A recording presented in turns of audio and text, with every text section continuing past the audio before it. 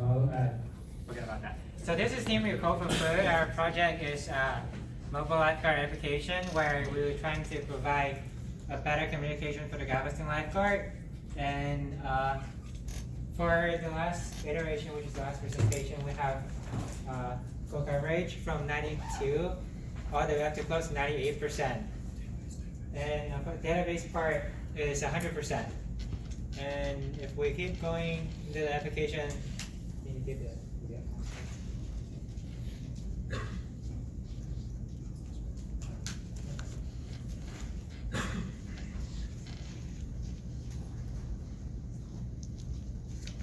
So the new password verification is working now. So you should get it verified within a week, which currently we are not allowed a user to register on his own on this application, where the lifeguard wants them to be, they have the power to add each user into the system. So it's not available here, but you can change the password if you want to. Then, for login and chat, new icon has been added, so you can, it's a little bit more user-friendly than before. So you can see a chat with different, it should pop up in a bit. Yeah, you should see different colors for chats. You should still be able to send text. Can you send something? Just something. So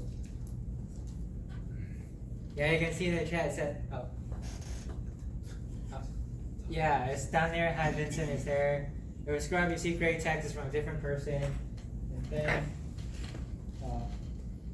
so we also upgraded the UI a little bit as well our focus. If you see a send button, there's rounded corners instead of squares how you used to see. And then the next one is, yeah, the chat one is done. So for database, post method was unfortunately cannot be implemented in time. So the posting function that the forms will submit to the database wasn't working because we ran out of time. The report by field is also, I think it's showing numbers, right? Oh yeah, it's still showing numbers here. That should be able to fix, but again, we ran out of time that in trade-off for the 97% coverage, which really took all of our time. And database schema also have been updated to improve the functionality a little bit. Originally, we only have support for one beach, but now we can support more than one with the new added functionality to it. For the UI, I think Aaron will take over from here. Yeah, so for the UI, we had a new background that we added here. You can see it here. And we felt that it had a better contrast and tone for the application. And we made the blue buttons a bit darker to match the contrast and hue of the new background. So the sign out and close buttons, so if I click the hamburger button, we made them different colors so you can distinguish them easily. So this actually signs you out. So click it, it's signed out, and you can log back in.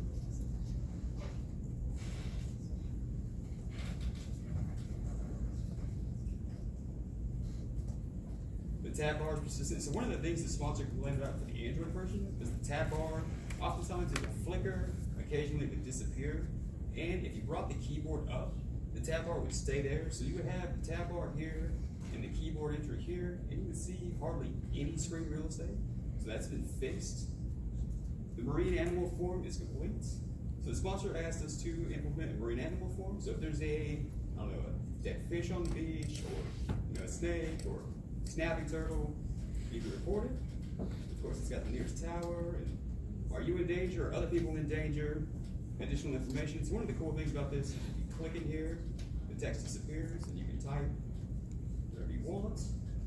Again, you can upload a photo, take a photo, submit the report, which isn't functional yet.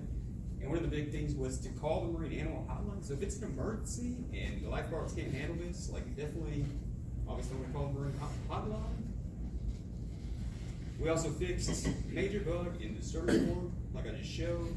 We found that this didn't actually disappear when clicking in it, so you had to backspace 20-some times to get rid of it, but now you can see it disappears. And I mean, to walk through the forms again, missing person form, which is the most important form. I mean, you have the name, the age, the gender, and so you can input all this information and ideally be able to submit it to the database. We've got the ocean hazards, so you can oil spills, chemical spills, debris, maybe the tree, branch. You know, are you in danger? Other people in danger? The same thing, additional information, we take, upload photo, submit the reports, and the disturbance, the public disturbance, alcohol, vandalism, so on and so forth. Same thing, danger, other people in danger, additional information. And one of the cool things is we made this nice and uniform across all forms. They all look good, they all look the same. As far as the notifications view is concerned, the queries, unfortunately, we didn't have time to implement these, so ideally you would click, closed, and I want the closed cases within the last 30 minutes, and it would update and show the forms. So the only one we have working right now is the recent and all, which are the default, and you can see here. So one thing that's really cool is the sponsor, when he demoed the Android application to us in a team meeting, he went through the notifications, added somebody, and they actually didn't show up the first time, so he had to redo it. But we've tested this, and we've added a third person, and we've ensured that they appear upon refreshing the data, and you can see all 3 people, and there's missing. So when you click this, it gives a status report, and you have the Amazon S3 image. Ideally, you would have the name of who reported it. You have the name of the person missing, the time they went missing, and this is the way the lifeguards actually talk on the walkie-talkie. So they'll be like, no, we got 2 years old, Asian, male, black hair, blue shirt, so on and so forth. And you can see a quick overview of their attributes. And unfortunately, we're able to implement this feature, the report person found. Ideally, you'd be able to report the person found, and it would update the database, and it would appear in the closed cases. So constraints and errors, we've added constraints to every view. So we have improved the dashboard buttons to look better on the iPads. There's much more screen real estate for the background now. The buttons aren't ginormous. The application works, and looks good on every iPhone and iPad. We've tested it consistently across the board. Again, thank you, I mentioned the errors. So when I was researching this, there's no good way to individually turn off errors. But we have fixed almost every error that we care, or every error that we do care about. So the only errors left, these are all the Cocoa bots, and these 3 right here, so it's basically just unhappy with the way we did this. When we did this, so it was more modular, the sponsor can go back and add its credentials easily. So it's not really a problem. On top of that, the constraints have been added to the launch screen. So if you remember, the launch screen was kind of jumbled when we switched phones. We go to the launch screen now.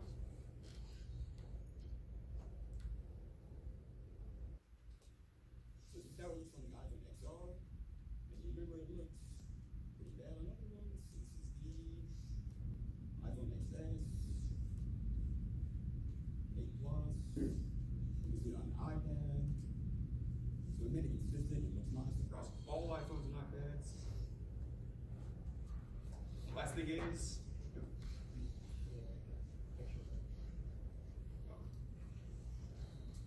also the picture button, forgot to talk about. So the sponsor wanted this on here. The most important feature of the application is reporting missing people. So if you click this, right here, you can select the photo. You select the photo from your camera roll. It'll automatically be put in the form. The last thing is we spend significant time just removing dead code, cleaning comments, print statements, refactoring, and ensuring quality code. So I mean, what did we miss compared to the Android version? Basically the post functionality. And what do we add? As you asked. We have tested everything. So last year for the Android version, they only had to test error logic, and they got 100%. But we had to test everything, including the dependencies, which is the Twilio, S3, Cognito, and our views as well, and the database. Also URL session, which is our networking components. And like we said, we're at 98% for overall code coverage for the app and 100% for the database. So last year they only had the missing person form. We had all 4 forms made. They're uniform and look nice. Last year they didn't get Amazon S3. We did. The database schema's been improved. Multiple features and all 4 forms are ready to store the information upon submission. We also improved the timestamp you process server side instead of inside the application. It's now set up to grab phone numbers. So if he adds multiple pages, you can grab your phone number from the database now instead of hard coding. Like I said before, the tab bar and persistence is one of the biggest complaints the sponsor had. We were able to get that. We're also able to add authentication with the JWT token server side. So if somebody commits or submits the information to the database, we're able to authenticate to make sure they're still a registered user. That's really important to the sponsor. I mean, the application works well, looks good on every iPhone, iPad, and iPhone. And again, the warnings and errors have been fixed. Notifications turned off, database entries. For the posts, we did have the API set up and live. We were able to get it functioning locally, and we were close to implementing it, but we just ran out of time. It's fully functional. Again, the hamburger menu was implemented as the sponsor requested. We had login error messages, customized, user-friendly, password reset page, camera icon. Overall, we feel like our UI is vastly superior. So if you go back onto the Google site, you can see the old Android UI. We feel like ours is a lot better. I mean, again, users can chat with Twilio, restore channels. We took care to make sure that the application performs well in terms of memory management by using reusable cells. And we also added splash screen. So for the Android version, it would boot up and just have a white screen for about 2 or 3 seconds. So I mean, some of the challenges that we faced, I mean, essentially learning to use the Mac and the Mac ecosystem. That took us a couple weeks to get down. I mean, Apple essentially has all of their stuff on lockdown. They don't really play nice with anybody. And so this was really, it's just really frustrating because oftentimes we would have it hooked up to our phone and working, and then a week later, all of a sudden it wouldn't work for some reason. And I mean, it took us, we were 2 weeks behind getting Jenkins implemented because we just couldn't figure out how to get it. And I think Venkat had to Dockerize Jenkins itself and add a Ruby gem called Slather, which also began giving us problems later.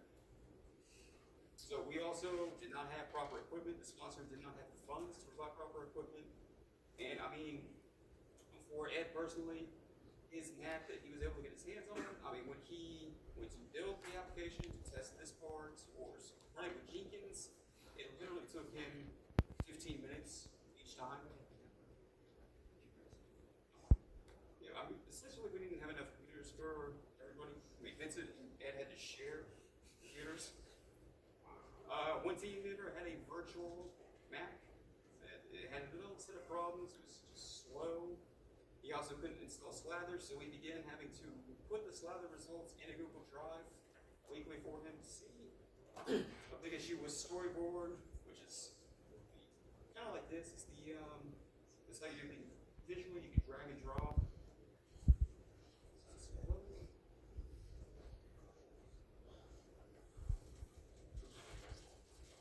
So this is the storyboard. So the issue with this is an XML file essentially.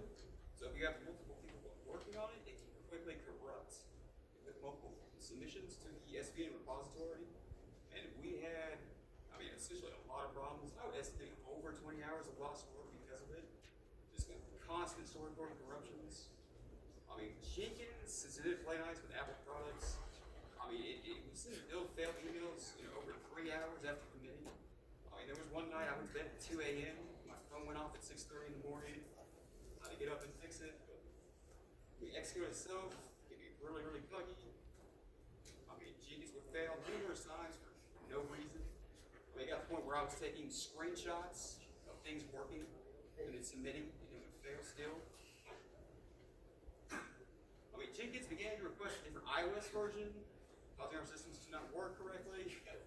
So, you would come in here and you would have to go to the shell file that Venkat wrote. So you would pull from the repository, and then when you wanted to test your stuff, you would have to come in here, and you would have to change this to 12.1, save it, close, and you would test. If you wanted to commit to the repository, in order to not have it fail, you'd have to come back in, change it, 12.2, save, commit, you forget, you get a build failed error, often like 3 hours later.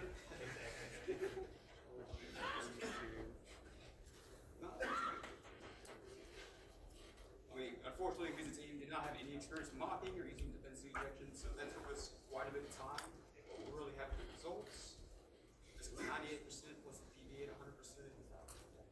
I mean, there's an extreme lack of resources for Swift 4, especially doing things programmatically and testing the XC tests.